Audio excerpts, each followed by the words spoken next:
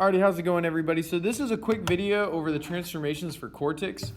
All the descriptions that we used for transforming cubics are the same. So moving left, right, up, down, reflections, applying vertical and horizontal stretches and compressions, all those ideas and concepts are the same. The only thing that changes at all is definitely the look. First and foremost, a quartic function, just to kind of give you an idea, it typically looks something like this.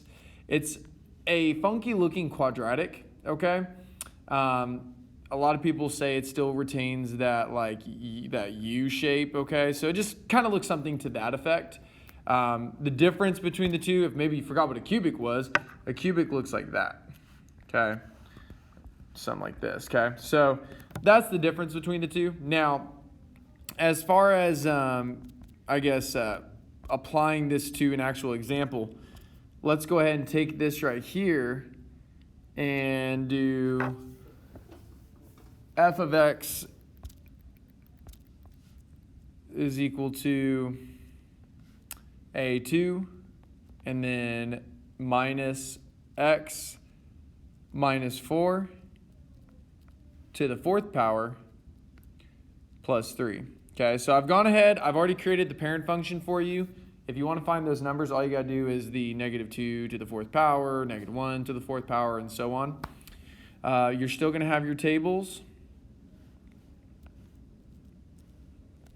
Okay, so we've got that, we've got that. Setup is always fun.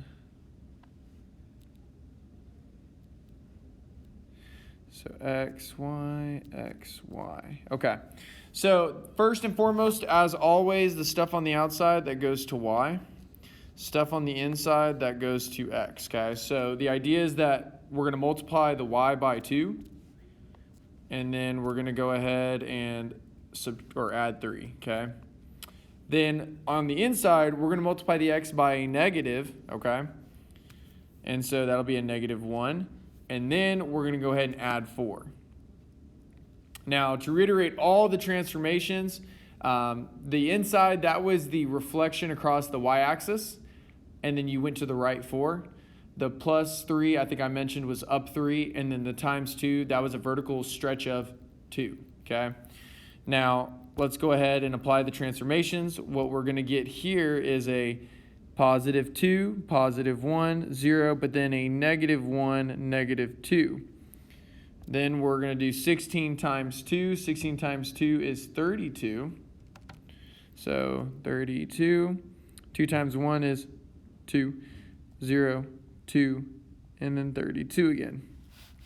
Now we're going to go ahead and apply the translations. We have ourselves +4, so we're going to do 2 plus 4, that's 6.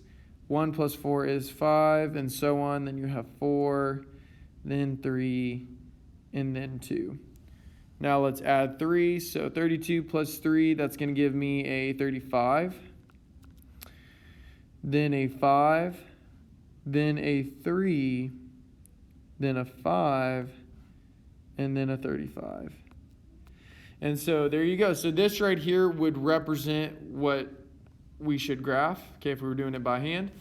And that's pretty much the idea behind the transformations for Quartics. And so guys, go ahead, do the exact same thing. Nothing changes. The only thing to be aware of is that instead of it being cubed, it's to the fourth power, and that you have a different parent function, okay? Alrighty guys, thank you so much for your time. If you need absolutely anything, let me know. And be aware that this is also on the homework, okay? Not only is transformations of cubics there, but Quartics will be there as well. Thanks, guys.